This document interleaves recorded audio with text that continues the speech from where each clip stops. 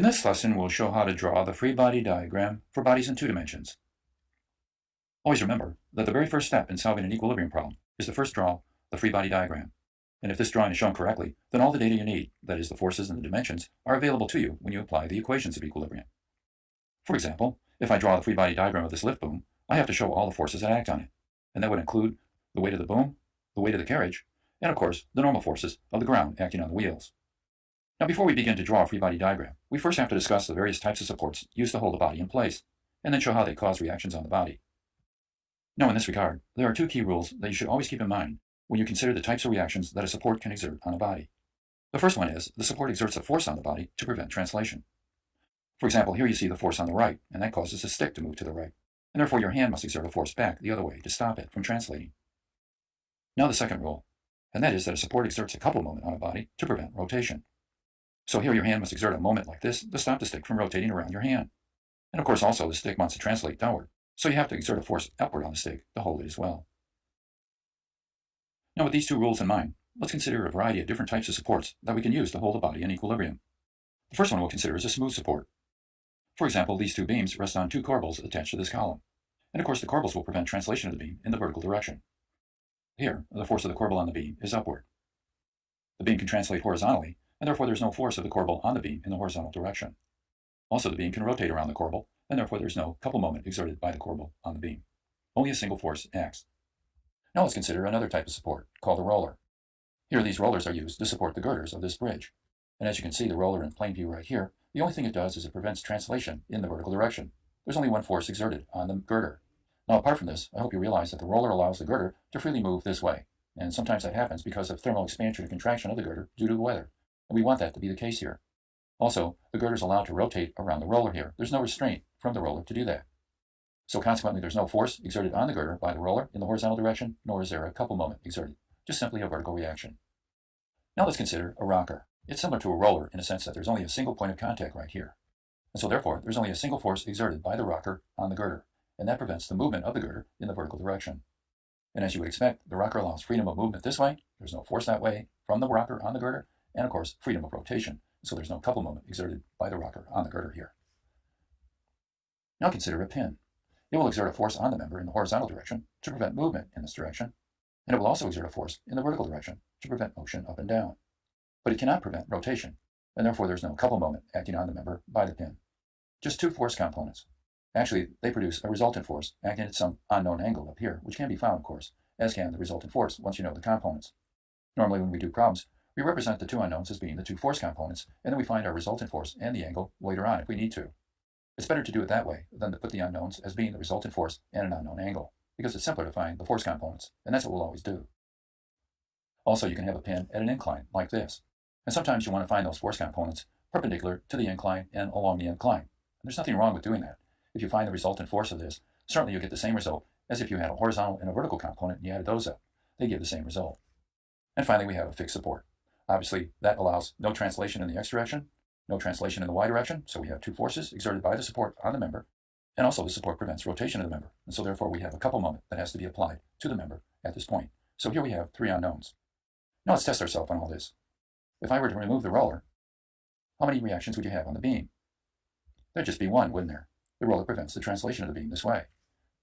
What if I look at the pin and I remove it? How many unknowns would you have on the beam then? There'd be 2, wouldn't there? And they again prevent the translation of the beam in the horizontal and vertical directions.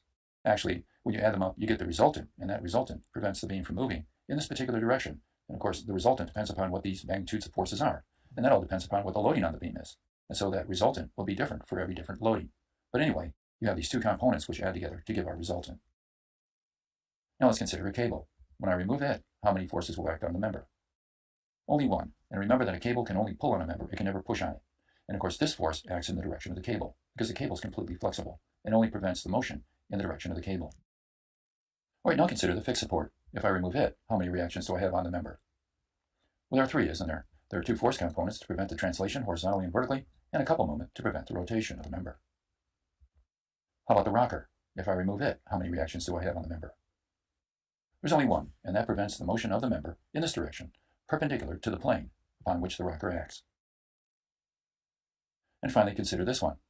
If I remove this post, How many reactions will a post exert on this collar, which is welded or fixed to this rod? What do you think the answer would be? Well, of course, the post prevents the collar from moving this way, and therefore there's a reaction that way, a force reaction. Also, the post prevents the collar from rotating, and so there's going to be a couple moment exerted on the member, or the collar, right here, where it's connected to the post. But obviously there's no force in this direction, because the collar can slip along the post, and the post can't prevent that motion from occurring. So we only have two reactions then on this collar by the post. All right, now let me take a moment and discuss internal and external forces. Internal forces occur in equal and opposite pairs.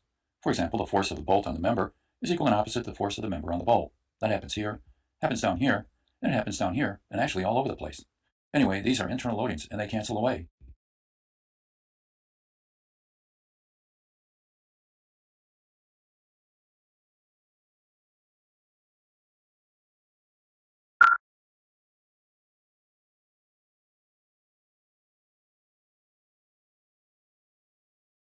Here, and actually all over the place. Anyway, these are internal loadings, and they cancel away.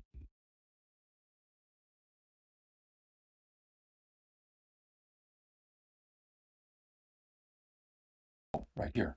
These are external forces and need to be considered. Weight, by the way, always acts through the center of gravity of a body. For example, we find the center of gravity of this SUV, and we place its entire weight at this point.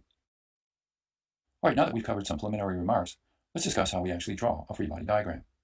The very first step is to isolate the body and draw its outline shape. In other words, make it free of its surroundings. That's why it's called a free body diagram. On that drawing, we show all the forces and couple moments that act on the body. And we label everything, either it being a known magnitude or unknown magnitude, and also give its direction.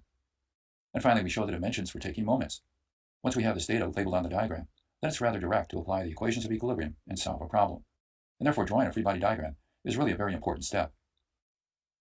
So let's take a moment and draw some free body diagrams. Here we want to draw the free body diagram of this member subjected to these loadings. Well, to do it, the first step, of course, is to isolate the member, and now show the forces on it. These are the active forces that tend to cause the member to move, and now we have the reactive forces. And how many do we have? We have three of them, don't we? Horizontal force, vertical force, and a couple moment.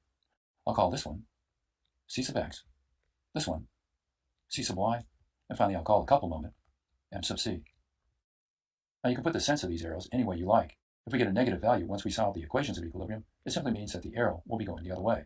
For example, it won't go clockwise, it'll go counterclockwise if it turned out that this moment gave us a negative value for an answer. All right, now consider this one. This member, of course, is pin connected down at A, and it has a smooth slot, which of course is resting on this peg, which is fixed to the wall back here. So let's begin by drawing the outline shape of the member, and showing the active couple moment along with its dimension and the angle of the member.